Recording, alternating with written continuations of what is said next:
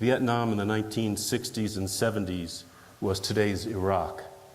So it astonishes me that in this time of bloody war in Iraq and in the broader Middle East, and our deserved horror of terrorism wielded by Muslim extremists at home and abroad, we pay such scant attention to the old killing ground.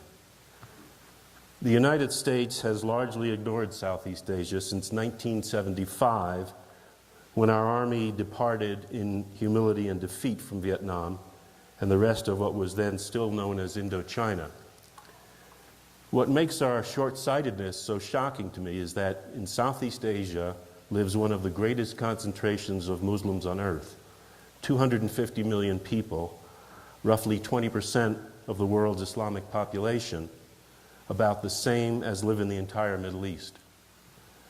Almost the same number of Muslims in one region of the world as the entire population of the United States.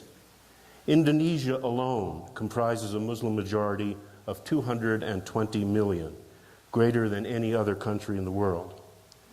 Yet these Muslims, nearly all of them are Sunni, as are 85% of the world's Muslims, are in essential ways distinct from their Arab co-religionists, and I'll get into that.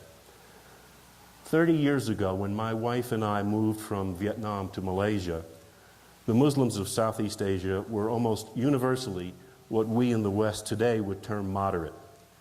They might have prayed 5 times a day, or they might not have prayed at all. They felt comfortable at dinner with non-Muslim friends in Chinese restaurants, just as long as they avoided the pork, although not necessarily the beer.